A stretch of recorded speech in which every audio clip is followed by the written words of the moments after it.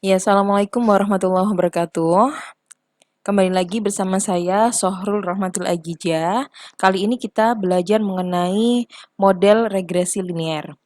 Seperti yang sudah saya sampaikan di materi sebelumnya, bahwa model regresi linear itu seperti ini, di mana Y cap ini adalah Y estimasi, A ini adalah konstanta, kemudian atau intercept bahasanya, B adalah koefisien, dan X ini adalah variabel independen, di mana Y ini adalah variabel dependen atau yang dipengaruhi. Kemudian untuk menentukan slope atau koefisiennya diperoleh dari R dikalikan dengan standar deviasi dari Y dibagi dengan standar deviasi dari X, yaitu independen variabelnya. Kemudian untuk memperoleh intercept, yaitu Y min dari rata-rata dari dependen variabel dikurangi dengan koefisien dikalikan dengan X bar atau rata-rata independen variabelnya. Dalam analisis regresi ini kita menggunakan variabel independen X untuk mengestimasi berapa nilai variabel Y, yang dalam hal ini variabel Y adalah variabel dependen. Dan hubungan di antara keduanya itu adalah linear. Ya, kedua variabel itu paling tidak adalah merupakan skala interval. Kalau lebih spesifik lagi, rumus dari nilai A sama B adalah seperti ini, di mana B sama dengan N dikalikan sigma XY dikurangi sigma X dikalikan sigma Y dibagi dengan N kali sigma X kuadrat dikurangi dengan sigma X dikuadratkan. Ini semuanya sudah saya jelaskan di slide sebelumnya ya. Nanti bisa dilihat di description box saya, itu sudah ada saya jelaskan beserta contohnya. Nah, ini ilustrasi dari least square ya, prinsip dari least square, di mana kita itu mencari selisih kuadrat yang terkecil. Nah, itu prinsip dari least square. Seberapa jauh independen variabel itu bisa mengestimasi dependen variabelnya. Contohnya seperti ini. Jadi ini contoh kasus copier sales dari Amerika. Manajer penjualannya mengumpulkan informasi tentang jumlah panggilan penjualan yang dilakukan dan jumlah mesin fotokopi yang terjual untuk sebuah sampel acak 10 penjual. Sebagai bagian dari presentasinya pada rapat penjualan selanjutnya, Benser selaku manajer penjualan ingin menawarkan informasi spesifik tentang hubungan antara jumlah panggilan penjualan dan jumlah mesin fotokopi yang terjual. Gunakan metode kuadrat terkecil untuk menentukan persamaan garis yang menunjukkan hubungan antara dua variabel. Berapa jumlah mesin fotokopi yang terjual yang diperkirakan oleh seorang penjual yang membuat 20 panggilan. Ini adalah datanya ya. Jadi ini sales representatifnya, kemudian ini number of sales calls-nya, sama ini adalah number of copiers sold. Jadi kita pengen melihat bagaimana pengaruh ini terhadap, langkah pertama adalah kita mencari B, kita masukkan dengan menggunakan rumus sebelumnya, ternyata diperoleh seperti 1,1842, sedangkan A-nya adalah 18,94. Sehingga persamaan regresinya akan seperti ini. Nah, pertanyaannya tadi itu kan berapa jumlah mesin fotokopi yang terjual ketika seorang penjual itu mampu membuat 20 panggilan, ya berarti kan nilainya seperti ini. Ini adalah Y cap atau Y estimasinya. Nah, sekarang kita coba simulasikan ya dengan panggilan sejumlah 20, Y cap-nya sekian. Ini Y cap ya, bukan bukan Y asli datanya. Kemudian 40 ternyata Y cap-nya sekian dan seterusnya, ini kita hitung satu-satu. Sekarang kita lihat, kita perhatikan ya, ini dari Y cap-nya. Nah, ini ternyata ada di sini ya. Ini titik-titik yang di sini adalah nilai Y cap. Sementara untuk Y yang ini adalah Y aktualnya. Jadi kita pengen mencari selisih dari data ini yang Y cap sama Y aktual itu yang paling terkecil derajatnya, kuadratnya. Nah, oleh karena itu kita belajar yang namanya standard error of estimate. Ini merupakan suatu ukuran dispersi dari nilai-nilai yang diamati di sekitar garis regresi. Jadi dispersi ya, penyimpangan dari titik nilai-nilai yang di sekitar garis regresi. Rumusnya seperti ini. Jadi sama dengan standar deviasi. Jadi berdasarkan kuadrat dari deviasi, Kemudian penjumlahan dari kuadrat deviasi adalah kuadrat terkecil yang dipakai untuk mencari garis regresi yang paling cocok. Kemudian penyebut dari persamaan ini adalah n-2. Seperti biasa, n adalah jumlah pengamatan dan kita kehilangan 2 derajat kebebasan karena kita memperkirakan 2 parameter. Jadi nilai B atau kemiringan garis dan A titik potong dengan sumbu Y adalah nilai-nilai sampel yang kita gunakan untuk memperkirakan populasi nilai-nilai yang bersesuaian dengan mereka. Gitu. Jadi, jika standar deviasi atau standar error dari estimasi ini bernilai kecil, maka data relatif mendekati garis regresi, dan persamaan regresinya dapat digunakan untuk memprediksi Y dengan tingkat kesalahan yang kecil. Sebaliknya, kalau nilainya besar, maka data tersebar luas di sekitar garis regresi dan persamaan regresi tidak akan memberikan perkiraan yang tepat mengenai Y. Contohnya seperti ini, kan tadi kita udah ngitung nih, ini adalah nilai Y aktualnya, kemudian ini adalah Y cap-nya. Kemudian kita nyari deviasinya atau selisih di antara keduanya. Ini yang disebut dengan residu ya. Ini adalah residu, kemudian residunya kita kuadratkan. Nah, ini kan Y min Y bar kuadrat nih masih. Kemudian kita nyari standar deviasinya, rumusnya adalah, atau standar errornya, akar dari sigma Y min Y kuadrat per n-2, ketemulah 9,901. Nah, sebagai ilustrasinya, dari 10 deviasi tadi kita gambarkan di diagram ini. Perhatikan bahwa pada tabel sebelumnya penjumlahan deviasi ini kan berjumlah 0 ya. Ini menunjukkan bahwa deviasi positif atau di atas garis regresi diimbangi dengan deviasi negatifnya, yaitu yang terletak di bawah garis regresi. Kayak gini. Deviasi positif yang ada di atas itu diimbangi dengan deviasi negatifnya. Ya, kalau kita sebenarnya pengen dapat nilai A sama B ini, misalnya contoh datanya ini seperti ini ya, buku sejarah, kemudian ini variabel X-nya, ini variabel Y-nya, tanpa harus menghitung seperti ini, di Excel tuh sebenarnya bisa aja. Jadi untuk mendapatkan nilai A itu adalah, formulanya adalah sama dengan, ada di fungsi if, ini all saja, kemudian pilih intercept. Nah, ini intercept, kemudian variabel Y-nya adalah ini, kemudian variabel X-nya adalah ini, maka akan ketemu 48. Ini untuk mendapatkan A atau intercept. Kemudian kalau untuk mendapatkan slope, formulanya adalah slope, kita cari. Nah, slope ini masukin Y-nya, kemudian masukin X-nya, maka kita akan mendapatkan nilai slope-nya. Itu kalau dalam Excel ya. Nah, sekarang bagaimana cara kita untuk bisa menganalisis regresi menggunakan Excel di Windows 10?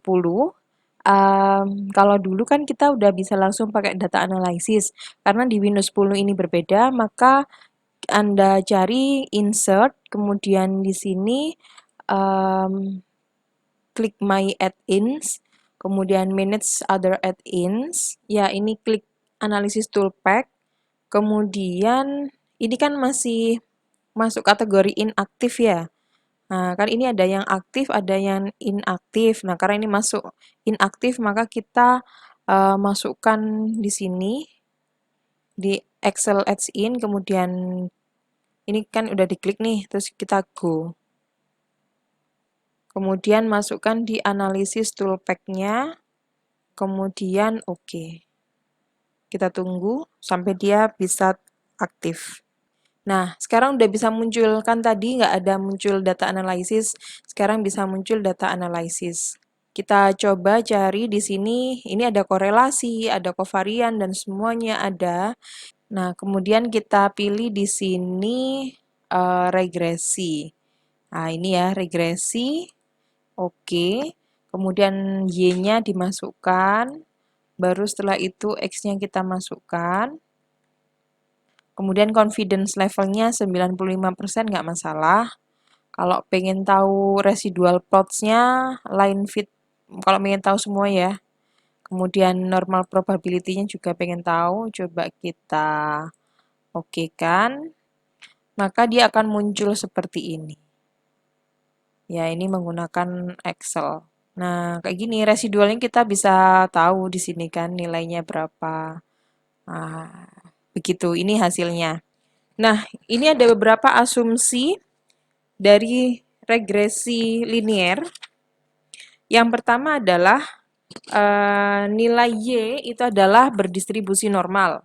Ya, ingat dia berdistribusi normal. Kemudian nilai rata-rata dari distribusi normal ini terletak pada garis regresi. Standar deviasi dari distribusi normal ini semuanya sama. Nilai-nilai Y bersifat bebas secara statistik, ya, independen. Artinya dalam memilih sampel, sebuah nilai X tidak tergantung kepada nilai X yang lain. Asumsi ini penting khususnya ketika data diperoleh dari waktu yang berbeda-beda. Dalam beberapa situasi, kesalahan dari periode tertentu sering dikorelasikan dengan periode lainnya. Kayak gitu. Ini asumsi dari regresi linear. Confidence interval ya dan interval prediksi atau interval estimate dari Y. Jadi interval kepercayaan itu merupakan nilai rata-rata Y untuk suatu nilai X. Kemudian interval prediksi menunjukkan jangkauan nilai Y untuk suatu nilai X. Jadi seperti ini, karena confidence interval ini menunjukkan nilai rata-rata Y untuk suatu nilai X dan ini adalah prediksinya. Contohnya ya, dari soal di sini, kalau diketahui persamaan regresinya adalah seperti ini, kita diminta untuk mencari point estimate dari Y gitu kan. Jika mampu membuat 25 panggilan, ketemunya adalah seperti ini. Yang kedua, kita mencari nilai T, di mana nilai degree of freedom-nya adalah N-2 kan tadi, 10-2. Kemudian dengan menggunakan confidence level 95%, maka nilai dan degree of freedom-nya adalah 8, maka diperoleh nilai T adalah 2,306. Nah, kalau sudah kita mencari X min X bar kuadrat dan sigma X min X bar kuadratnya kan, karena rumusnya kan seperti ini. Maka kita dari tabel ini kita hitung ketemulah seperti ini. Di mana Y cap untuk posisi 25 ya, estimate dari 25 itu adalah plus minus 7,63. Sedangkan untuk menentukan interval prediksi, kita menggunakan rumus ini ya, interval prediksi, dan kita sama di 25 panggilan ketemu Y cap-nya adalah ini. Kemudian kita masukkan rumus tadi kan, dari tabel tadi dimasukin aja ketemulah ini. Jadi untuk 25 panggilan itu intervalnya adalah 48 ditambah 24 dan 48 dikurangi 24. Nah, ini yang dimaksud dengan confidence dan prediction interval ya. Jadi kalau yang kita perhatikan confidence interval itu yang ini ya. Jadi confidence interval itu adalah rata-rata nilai Y untuk nilai X. Nah, ini bisa kita bedakan dari confidence interval itu CI. Kemudian prediction interval itu menunjukkan jangkauan nilai Y untuk nilai X. Jadi dia lebih luas gitu ya. Jadi, confidence interval ini untuk menunjukkan seberapa baik Anda telah menentukan rata-rata. Jadi, sementara interval prediksi itu memberitahu kita di mana kita dapat berharap untuk melihat titik-titik data selanjutnya yang dijadikan sampel. Kayak gitu. Jadi, poin utamanya bahwa interval prediksi itu memberitahu kita tentang distribusi nilai, bukan ketidakpastian dalam menentukan populasi. Kalau interval kepercayaan atau ya confidence interval itu memberitahu kita tentang kemungkinan lokasi parameter populasi yang sebenarnya. Nah, sekarang kita pengen melihat bagaimana keterkaitan antara koefisien korelasi R, kemudian koefisien determinasi R square dan standard error of estimate. Nah, dalam perhitungan kesalahan standar, ya, suku yang paling terpenting adalah sigma Y min Y cap kuadrat. Apabila nilai dari sigma Y min Y cap kuadrat itu kecil, maka kesalahan standar juga akan kecil. Kalau koefisien korelasi kan mengukur kekuatan hubungan linear antara dua variabel. ketika titik-titik pada diagram pencar terlihat dekat dengan garis, kita perhatikan bahwa koefisien korelasinya cenderung besar. Jadi, kesalahan standar estimasi dan koefisien korelasi menyampaikan informasi yang sama tetapi menggunakan skala yang berbeda untuk menunjukkan kekuatan hubungannya. Namun demikian, kedua ukuran tersebut sama-sama mengandung unsur sigma Y min Y cap kuadrat. Jika kita perhatikan juga bahwa kuadrat dari koefisien korelasi adalah koefisien determinasi, ya kan? Koefisien determinasi kan R square. Nah, ini diperoleh dari R dikuadratkan. Kemudian koefisien determinasi ini mengukur persentase dari variasi dalam Y yang dijelaskan dengan variasi dalam X. Nah, hubungannya adalah seperti ini, di mana kita punya regresi sum of square regression, yaitu sigma Y min Y bar kuadrat, kemudian ini Y cap ya, Y cap, sorry. Nah, sum of square regression adalah Y estimasi dikurangi rata-ratanya dikuadratkan. Kemudian kalau error of variance, sum of square error itu adalah Y dikurangi dengan Y cap. Ini adalah residual kan, dikuadratkan. Terus total variasi, sum of square total itu adalah Y min Y bar kuadrat gitu. Nah, kalau kita menggunakan tabel ANOVA, degree of freedom-nya adalah kalau regresi itu adalah K, di mana K itu adalah kategori, kalau jumlah independen variabelnya 1 ya 1 berarti regresinya untuk K-nya. Nah, kalau error itu adalah N itu jumlah observasi dikurangi K plus 1, total adalah N-1. Ini adalah disebut sum of square regresi, dan ini sum of square error. Jadi kalau kita punya regresi itu kan Y sama dengan A plus BX gini kan. Nah kan kita pengen mengestimasi nilai Y cap gitu kan dari A plus BX ini. Tentu saja ada selisih kan, ada residual di sini. Ada selisih antara Y sama Y cap. Maka bentuk dari regresi itu pasti di sini ada mu. Mu ini adalah variabel-variabel lain yang tidak tercapture di dalam data kita, yang variabel independen kita, kayak gitu. Sehingga kalau kita katakan sum of square total itu diperoleh dari sini, sum of square regresi ditambah, ini kan errornya, sum of square error. Kayak gitu totalnya. Sehingga kalau kita lihat dengan degree of freedom seperti ini adalah min square. Min square-nya berarti SSR dibagi dengan degree of freedom. Ini juga seperti itu dibagi dengan degree of freedom-nya. Maka ketemulah untuk analisis tabel F-nya itu adalah MSR dibagi dengan MSE. Sehingga kalau kita tahu R square itu kan ini lagi ya, bahwa SS total itu kan diperoleh dari SS diperoleh dari SS regresi ditambah sum of square error gitu kan. Nah, sementara R square itu kan mengukur seberapa mampu variabel independen kita menjelaskan variabel dependen. Berarti kan mengukur ini.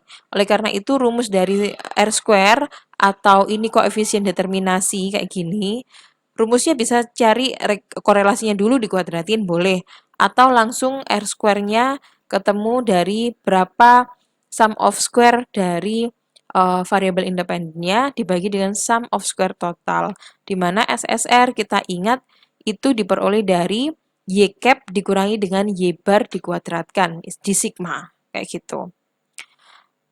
Kemudian yang dimaksud dengan adjusted coefficient of determination itu adalah 1 dikurangi dengan SSE dibagi dengan N min K plus 1, di mana N min K plus 1 itu adalah degree of freedom dari SSE itu sendiri kan. Jadi ini adalah, bisa kita katakan ini adalah 1 min MSE dibagi SS total per N min 1, ini tidak lain, ya ini ya, jadi SS total per N-1, nggak ada istilah ya. SS total per N-1. Jadi kayak 1 dikurangi dengan MSE dibagi dengan SS total. Jadi kayak kita kan ini sama seperti kalau untuk mendapatkan SSR, itu kan seperti SS total dikurangi SSE kan gitu. Nah, kalau antara ini sama ini dijumlah itu artinya totalnya itu satu gitu loh. Totalnya satu karena nilai maksimum kan yang 100%. Jadi satu dikurangi dengan errornya. Cuman kalau adjusted ini dia di-adjust berdasarkan degree of freedom-nya. Bukan langsung kalau kalau R square ini kan langsung berapa sum of square-nya langsung dibagi SS totalnya kayak persentase aja kayak gitu kan. Tapi kalau adjusted koefisien determinasi itu dibagi atau di-weighted dengan degree of freedom-nya.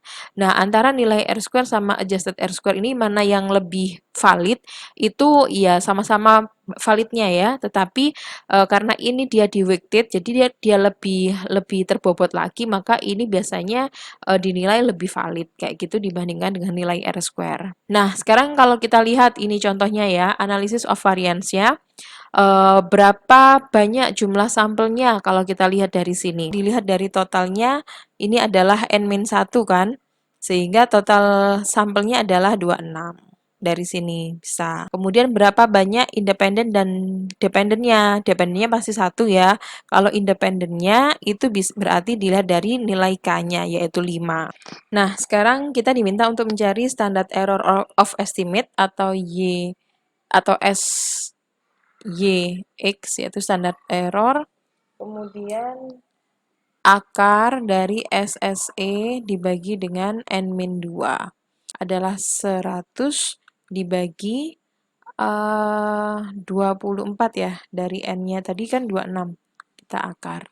Ketemulah 2,04. Jadi kalau dari hasil tadi ya yang analisis regresi kita menggunakan software itu standar errornya ini. Nah, kita menggunakan rumus yang tadi. Kemudian T statistik eh, ini diperoleh dari koefisien dibagi dengan standar error. Jadi kan ini hasil dari software. Coba kalau kita bagi secara manual. Nah, ketemu kan 2,83. Nah, kemudian kalau pakai software itu kan udah pakai p-value. Bacanya kan kalau kurang dari alfa, di mana alfa kan 1%, 5%, 10%, berarti dia signifikan gitu. Artinya koefisien ini diterima dengan menggunakan statistik. Kalau ini kan kurang dari 5%, berarti dia signifikan di 5%, kayak gitu. Kemudian kita diminta mencari koefisien of multiple determinasi. Ini kan rumusnya R square sama dengan SSR per SS total. SSR. Nah, ini kan 100 dibagi SS totalnya 140. Ketemunya 0,714. Artinya 71,4% variabel independen kita mampu menjelaskan variabel dependen. Kemudian find the coefficient of multiple determination adjusted for the degree freedom. Ini artinya adalah adjusted R square ya. Nah, ini rumusnya seperti ini. Kita masukkan aja angkanya. 1 min SSE-nya adalah ya 1 dikurangi dengan SSE-nya adalah 40 kan, dibagi dengan degree of freedom-nya 40. 20 gini. Kemudian dibagi dengan SS totalnya 140 dan 25.